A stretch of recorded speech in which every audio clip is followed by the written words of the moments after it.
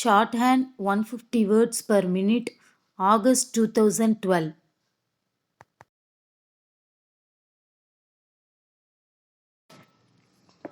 Mr. Speaker, Sir, at the outset, I thank the honorable members for the constructive suggestions they have made in the course of the debate.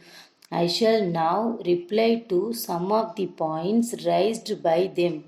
First of all, with reference to the small surplus on the revenue side, the leader of the opposition said that I had done this by decreasing the expenditure.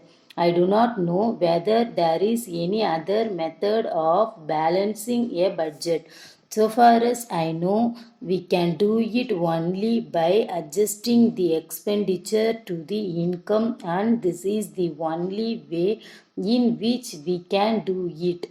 But I have to point out that we have still to meet our capital expenditure, and for this purpose we require the assistance of the center.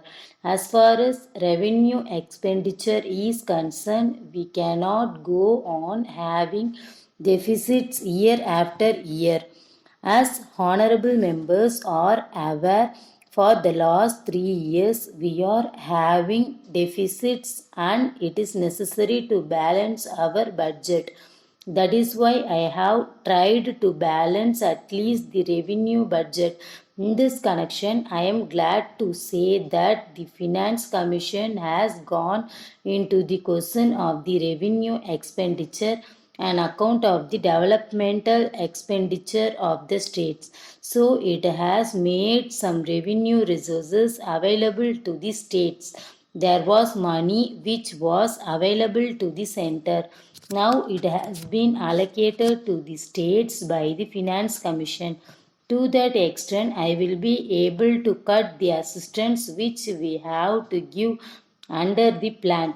If this is done, we will gain to some extent by the recommendations of the Finance Commission. Then I come to the taxation measures which I have proposed in my budget speech. The first is with reference to court fees.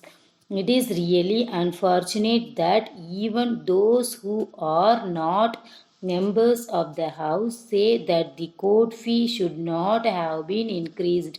As far as this criticism is concerned, I am sorry that a wrong view has been taken of the proposal.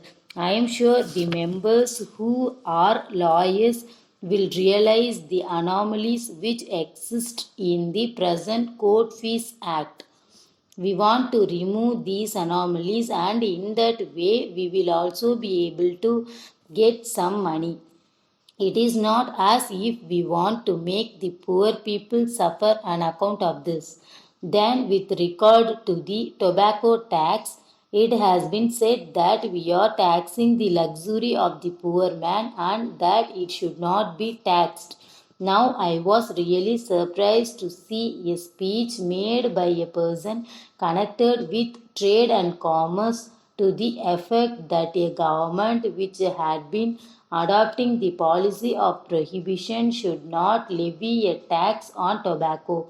It seems to me that he thinks that the excise revenue will be getting by selling toddy comes from people who are not poor. I am not able to appreciate the stand taken by him.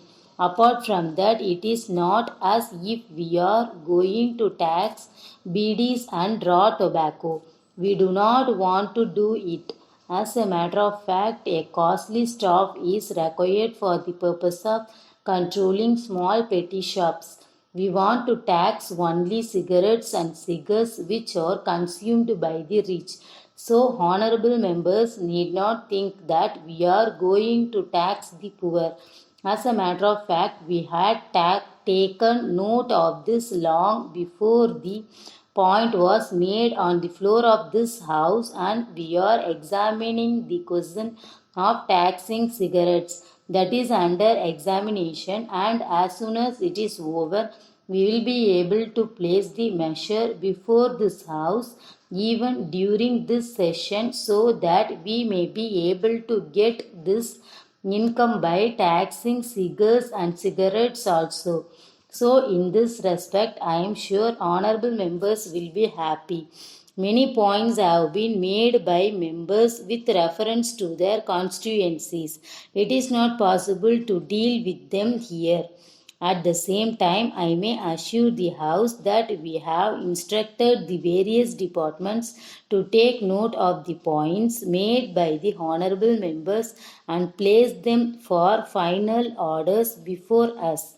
If any points are made with reference to any matter which has been raised on the floor of the House, I am sure that whatever is possible will be done.